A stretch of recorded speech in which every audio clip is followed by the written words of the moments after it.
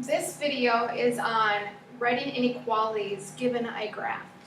So example A, we have a linear inequality that has a solid line, so it's going to include that line, and then the shading you'll see in the gray. What we want to do is find out what is the slope and the y-intercept. So let's start off with finding the y-intercept. The y-intercept is right here at over 0, down 1. And then we need to find the slope. So I want to find 2 points. So I'll start with this point here, and then this point here. And I'm going to create a triangle. This is my rise of down 3 units, and then my run of positive 3 units. So the slope is a rise of negative 3 over run of positive 3, so our slope is negative 1. So remember, an equation looks like this: y equals mx plus b, where m represents the slope and b represents the y-intercept. We're going to go ahead and substitute the slope and the y-intercept into this equation and then change it to an inequality. So I'm going to leave the inequality alone for now. The slope we just found to be negative 1, and the y-intercept of negative 1. Now notice where this is shading. This is shading below the line. So we'd say this is less than or equal to. The second example has a vertical line, and it's a dotted line or dashed, so it cannot include that line, and we're shading to the left or less than.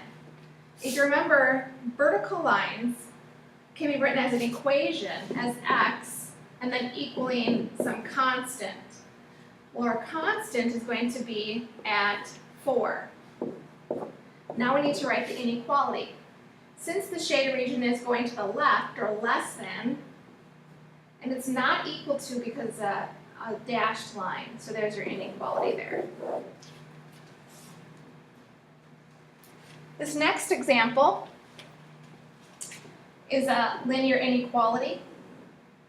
Its y-intercept is negative 1. Its slope, we want to find that negative 1 and one other line that goes through it. Looks like this point here goes through the coordinate. We draw a triangle. So we're going to go down 3 and then left 1. So our slope is going to be negative 3 over negative 1, which is 3.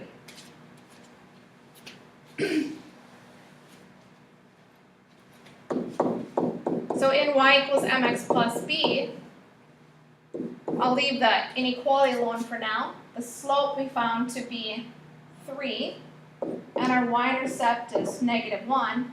And notice what we're shading. We're shading above the line, so it means it's greater than, and there's a dashed line, so it's not equal to. The last example here, it's a dashed line, so it's not including. The y-intercept is at 2. To find the slope, we'll pick this point here and this point here. So we create that triangle. It's a rise of down 2 and left 2. So its slope, negative 2 over negative 2, which is 1. So now as an equation, it would look like this, with slope and y-intercept. I'll leave the inequality alone for now.